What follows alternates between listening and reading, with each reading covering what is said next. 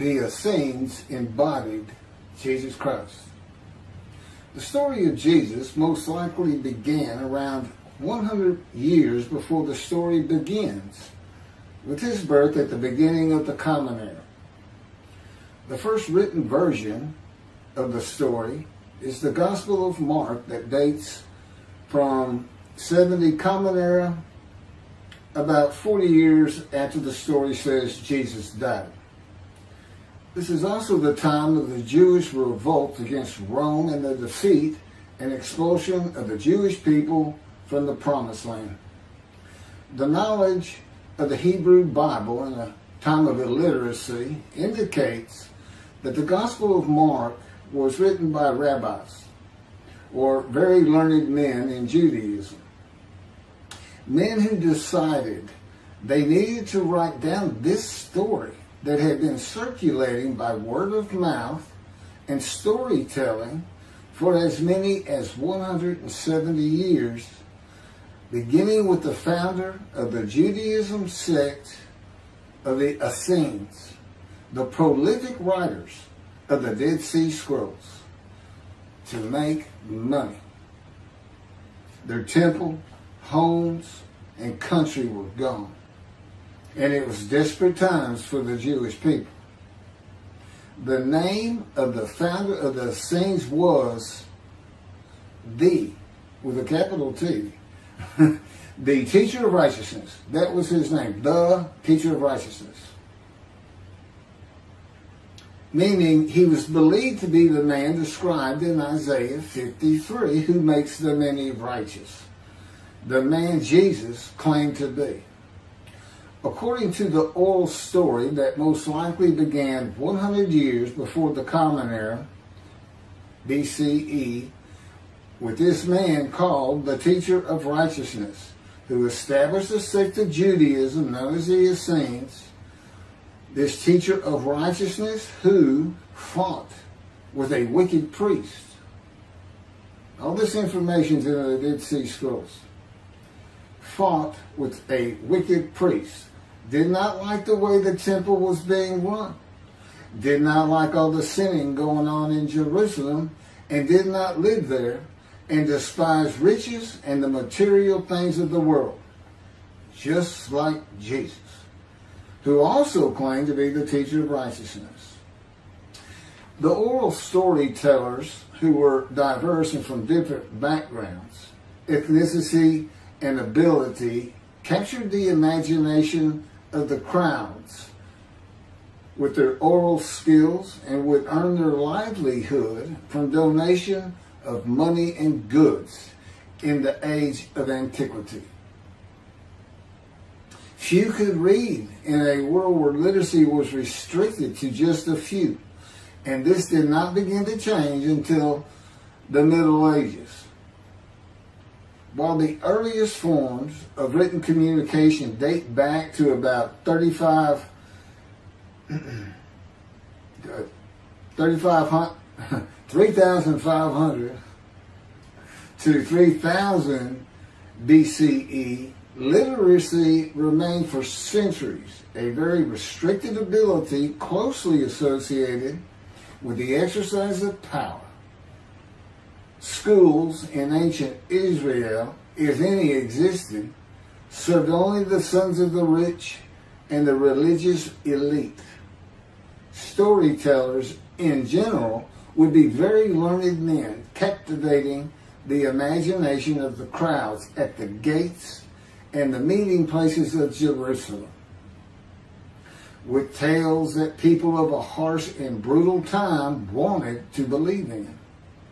A time when medical treatment was primitive and life expectancy was 30 to 35 years, averaging those who died at birth to those who died with long life into their 70s and beyond. A time when people believed in mythical gods and gods who were men and making sacrifices to gods for favor and for safety, healing, long life, crops, and fertility. The Dead Sea Scrolls are generally thought to have been produced by the Essenes No one really doubts it anymore. And the Essenes are a group that protested the way the temple was being run.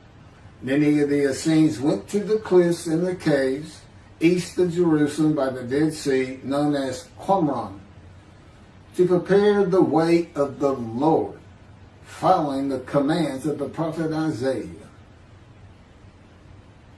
Today, in this day,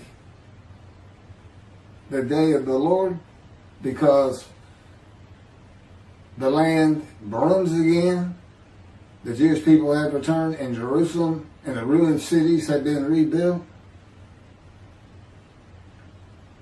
Elijah clears the way for the Lord.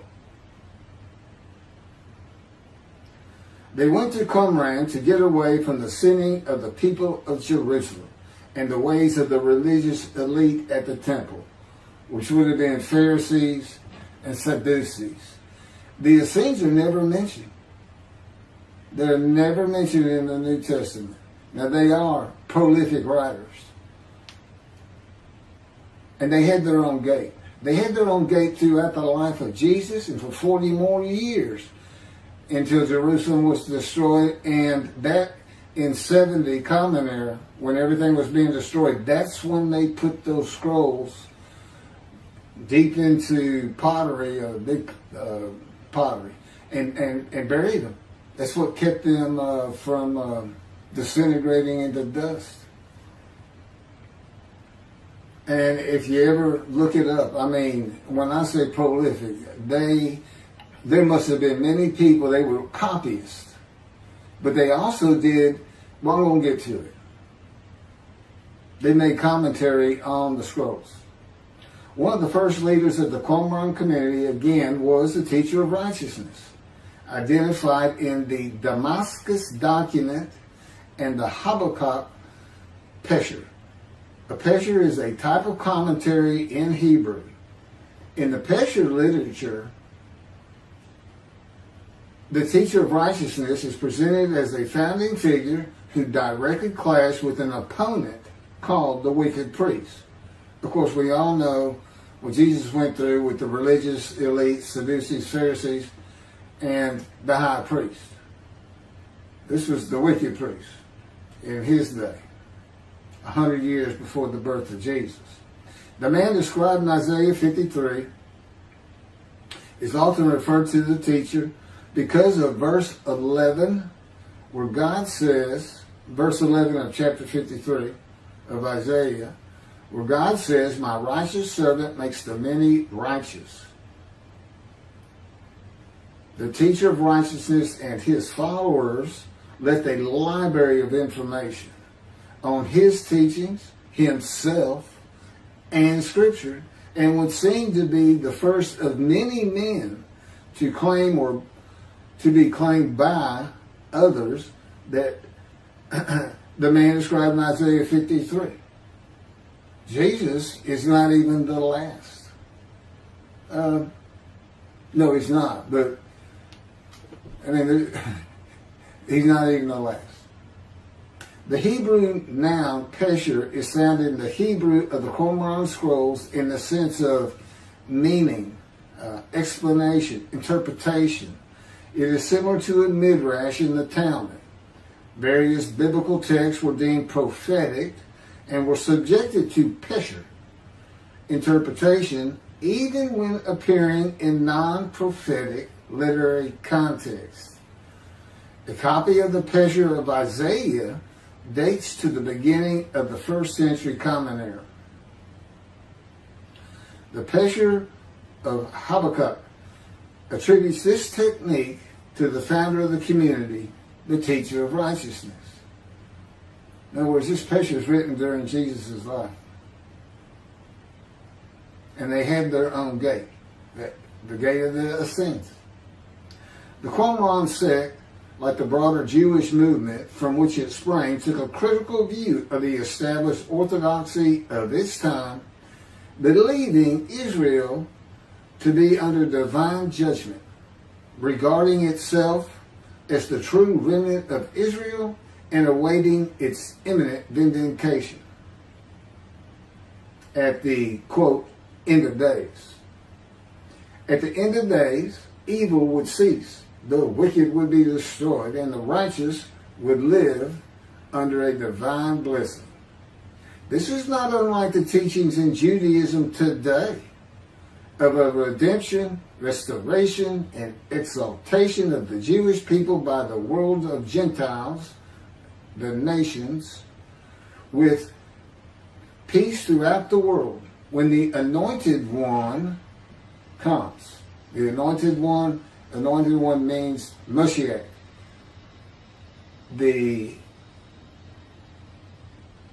New Testament would say Messiah. That it just means anointed to do a task for God. And that would be from chapter 11, verses 1 and 2 of Isaiah. And the man is described in Isaiah 53 according to the sages and rabbis of the time. He was known as the leper scholar. And that's because it's a man suffering familiar with disease, sickness that will bring you to grief and be exposed to death. Today we would say cancer. And he makes the many righteous by his knowledge. That's in Isaiah 53. By his knowledge. Not by his death. Not by his crucifixion. Nobody dies. Exposure to death is not death. Jesus died. He was never exposed to death. He didn't get near it, but it did not happen.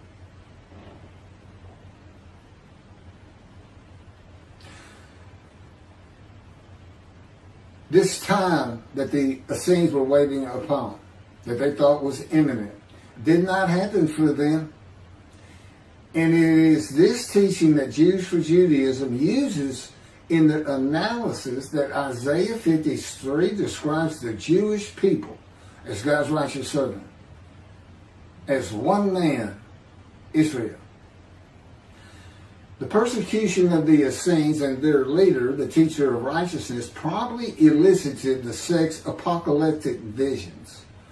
These included the overthrow of the wicked priests. Jesus pointed an accusing finger at the high priest and told him, "You shall see me return." Oh, it sounds threatening to me. The wicked priests of Jerusalem and of the evil people, and in the dawn of the Messianic age, the recognition of their community as the true Israel. Josephus Flavius describes this sect, the Essenes. This is a man living at the time. People wrote back then, but you can't find anything written by Jesus or about Jesus until after the destruction of the temple. He describes this sect, the Essenes, as one of the main three philosophical sects among the Jews, with a very detailed description. Excerpts from his book, Wars 2, chapter 8, include, this is in quotes, the third sect, which pretends to a severe discipline. These men are despisers of riches, and so very communicative as raises our admiration. And as for their piety towards God, it is very extraordinary. You would think that Jesus would have been in this thing. He fit right in. But again, we never hear a single word about these prolific writers. The other two philosophical sects were the Pharisees and the Sadducees. In the New Testament, the Essenes are never mentioned, as I said. All the stories of Jesus and his clashes with the religious elite of Jerusalem in the New Testament are with the Pharisees and the Sadducees. According to this same Josephus, the name of the gate in the southern wall of Jerusalem at Mount Zion was called the Essenes Gate. Everything about the Essenes says Jesus would have been one.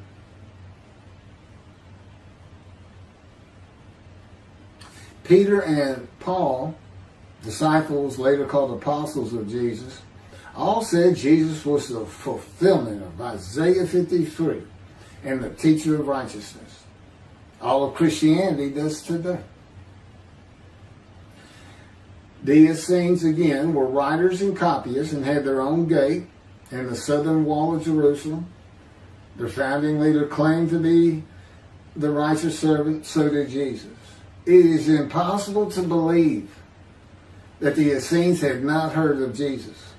It is impossible to believe they would not have gone to Jesus to question him and verify the stories around him and his claim of being God's righteous servant and right about him. Because they believed that their founder was the Moshiach and that the end times were coming. Moshiach, anointed one, described in Isaiah 53. They're great followers of the things Isaiah had to say, and there's a picture written on it during the life of Jesus. It's impossible to believe it.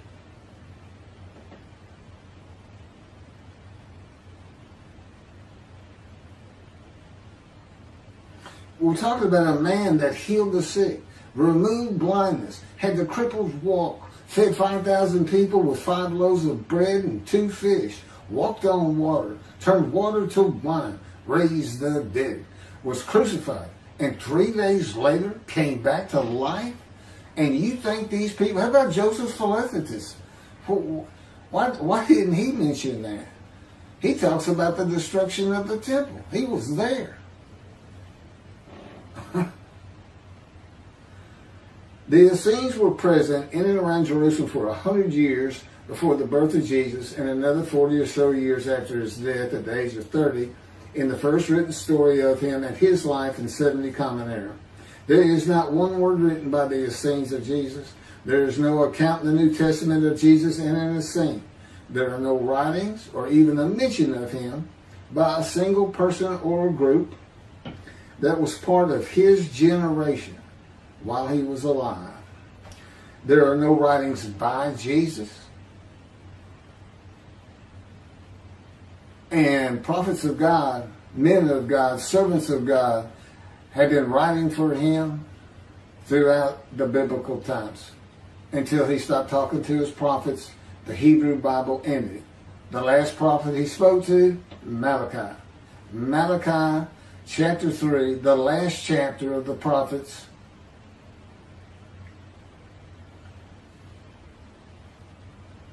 writes for God the prophetic announcement that he will return.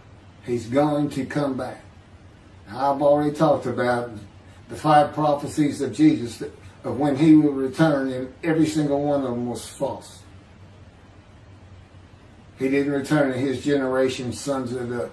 Those who pierced him with the spear on the cross, he says in the Revelation on the first page, verse 7, those who pierced me with a spear shall see me return. I'm coming back quickly.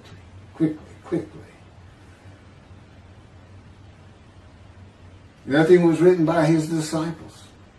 There are no writings by Herod or Pilate or any Roman newspaper, poem, or book of this man who healed the multitudes, fed the poor, walked on water, raised the dead, turned water to wine, was crucified and rose from the dead to human life, and then rose to heaven. That's where he's supposed to be returning from. While there are 3 Gospels under the names of 3 disciples, they are all considered pseudepigrapha. In Greek, that means falsely attributed. Writings which were attributed to authors who did not actually write them. And they were all written long after the death of Jesus, these Gospels, full of quotes and teachings from Jesus himself. Quoted parables, long speeches, Sermon on the Mount, long sermons that could not be accurate if passed by word of mouth. There is only one answer. The Essenes themselves, these writers and the storytellers of the day, had put this story together. And even though the writers of the gospel knew full well these rabbis are learned men of the Hebrew Bible, they knew it didn't really fit. But you know what else they knew? Nobody could verify it. Nobody could check him. Nobody could check him. Now, I just did a video on the deceptions.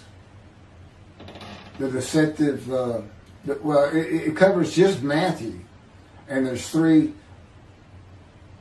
different stories of him and deceits in every one of them that you can go look up now. You can verify these things that I'm saying. I'm quoting them. I give the chapters, the books they come from. You can see Jesus change Zechariah, verses 9 and 10, the verses, from riding an ass into Jerusalem and being crucified, as Jesus said all the prophets said of him, to what the prophet actually said. You can go look at it. He said he's going to go and defeat Rome, defeat the enemy in Rome, which in Jesus' time, in Jerusalem, and be king of the world, which at the time would have been the nations of the Middle East. And he would tell them all to surrender. That's actually, that's part of the verse itself, verse 10. And he would defeat the enemy and have the nations surrender and be king from sea to sea, lands into ocean. I mean, you can't get more deceitful than that. You can't lie greater than that. You're manipulating Scripture, God's holy word, manipulating it, deleting a verse 10, telling your disciples, tell everybody these things. That's why he's telling them. Tell everybody these things. I'm going in. They're going to kill me. Okay. That's what the prophets say. Don't forget. I mean, that's what he's doing.